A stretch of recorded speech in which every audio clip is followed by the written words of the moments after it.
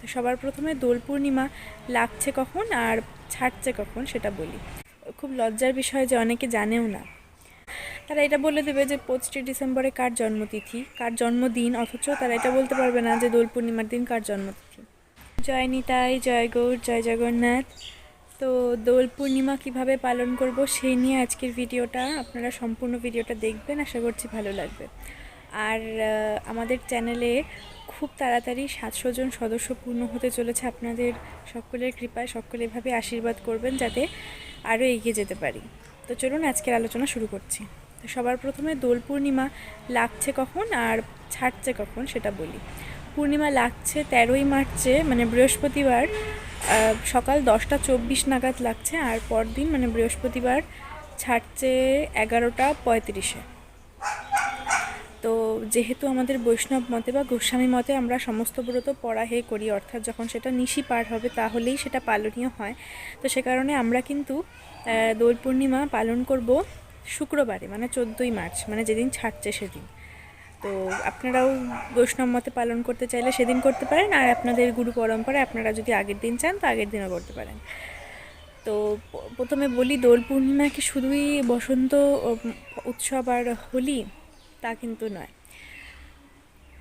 দোল পূর্ণিমাতে কি হয়েছিল বলুন তো? আপনারা অনেকেই জানেন, আবার খুব লজ্জার বিষয় যে অনেকে জানেও না।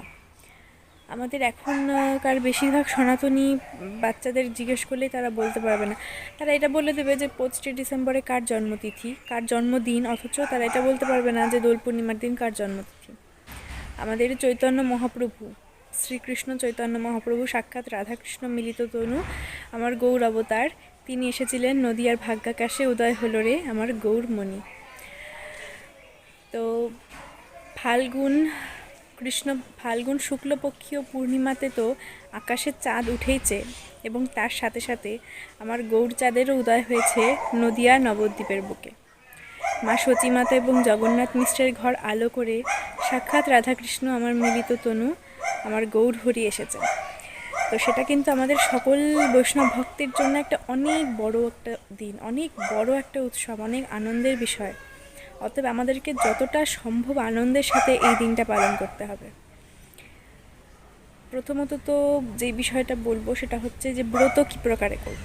তো আমাদের কিন্তু সেদিন সম্পূর্ণ ব্রত রয়েছে, অর্থাৎ শুক্রবার বা 14ই মার্চ আমরা সম্পূর্ণ দিন ব্রত করব।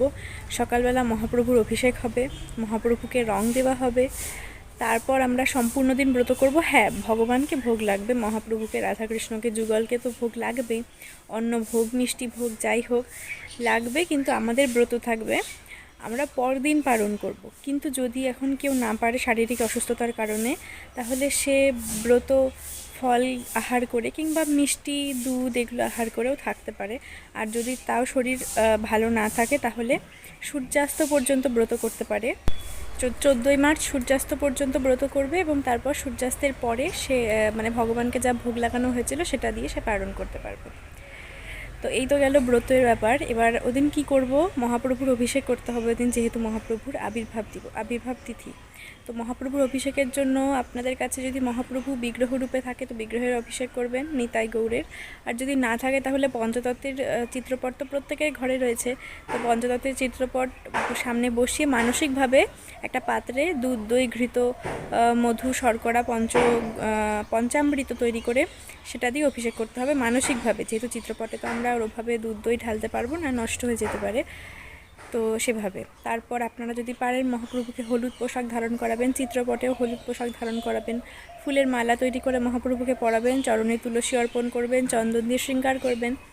তারপরে মহাপ্রভুকে রং লাগাবেন, যেহেতু দোল তার জন্য মহাপ্রভুকে রং লাগাবেন, এবং সেই প্রসাদী রং প্রত্যেকে নিজের গালে লাগাতে পারেন, অন্যকে লাগাতে পারেন। কিন্তু হ্যাঁ, আবির কিন্তু পায়ে দিতে নেই। অনেকে আবির বড়দের পায়ে দেয়। আবির বা রং হচ্ছে রাধা গোবিন্দের খেলার বিষয়, খেলার জিনিস। সেই জিনিস কখনো কারো পায়ে দেওয়া চলে না, ভগবানের পায়ে দেওয়া যায়।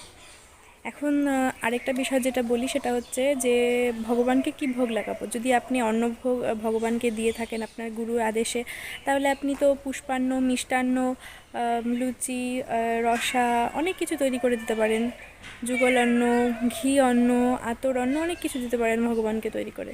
আর যদি আপনি ভগবানকে অন্নভোগ লাগান না, বা যদি আপনি আমিষাহারী হয়ে থাকেন তাহলে তাহলে আপনারা তো অবশ্যই নিরামিষ আহার করবেন আগের দিন।